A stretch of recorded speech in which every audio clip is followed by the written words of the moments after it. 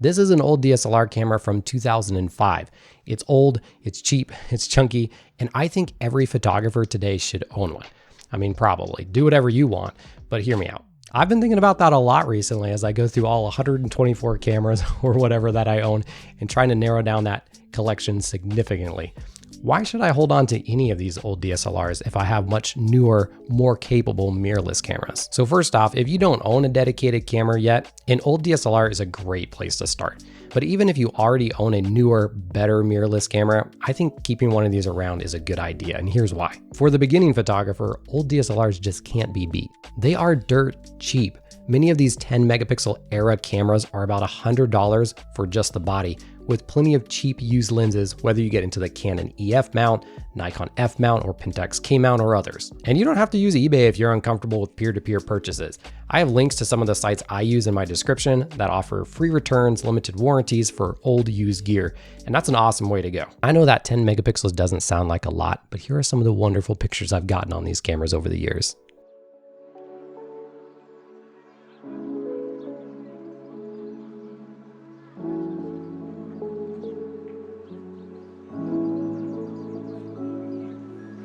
These are going to serve you well for well-lit photography, whether you post it online or even print up to some decent sizes for wall prints, books, or zines.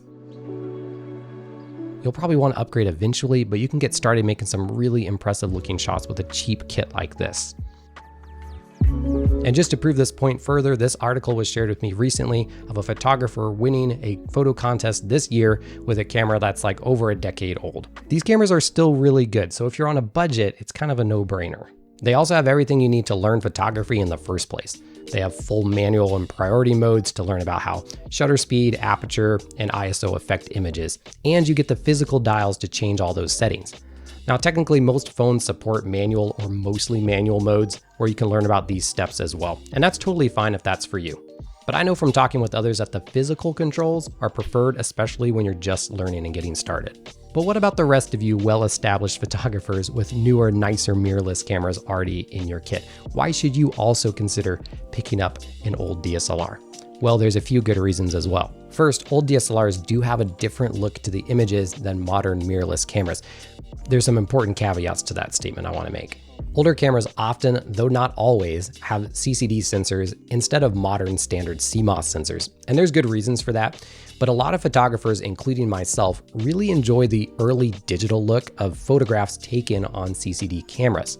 However, and here's my caveat, in my testing and research into CCD sensors and how they work, the differences in color and tone are more to do with the color science that the camera companies baked into interpreting that digital signal, and much less to do with the actual sensor technology.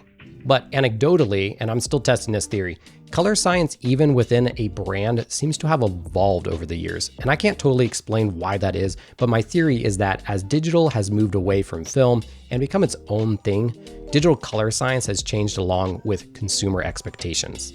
Not to get too far in the weeds with this because this is not a color science video, but a good modern case study would be iPhones or Google Pixels and how drastically their color science has changed over a short period of time with the rapid-paced innovations of smartphone photography and consumer expectations of what a photo should look like. Anyway, point is, old DSLRs take photos by default that look like the era that the camera was made in. And this can be like a favorite paint brand or color that you like to work with in your creativity. There's also stuff like the response to noise and dynamic range, pixel pitch, that give a certain look to older cameras, but I've talked about that point enough. The best reason, in my opinion, that every photographer should pick up an old, cheap DSLR is for the very reason that mirrorless cameras were so excited to replace, and that is this right here, optical viewfinders.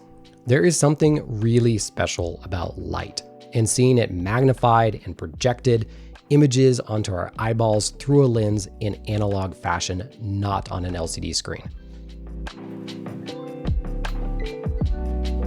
And I think this only becomes more magical as digital screens become something our eyes are spending more and more time looking at. Some recent studies are saying that the average adult in the US is spending about 7 hours a day now, or about half the hours you're awake, looking at digital screens. And for some people, depending on your cell phone addiction, it can be way higher than that. Making photography a more analog experience can be one way to feel a screen detox, but also do the hobby you love after a long week of working at the computer. maybe this is a little bit of a stretch, but I really do feel like this affects me personally. And even with the benefits of electronic viewfinders and mirrorless cameras, which I do enjoy sometimes, I would almost always prefer to look through an optical viewfinder to compose my photography. And all that leads to my final point, which is that using a different kind of tool can inspire your creativity.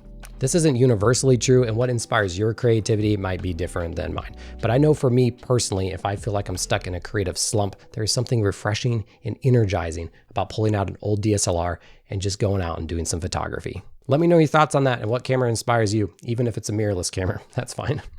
Go out there and shoot with whatever you have, old or new, and until next time, as always, happy snapping.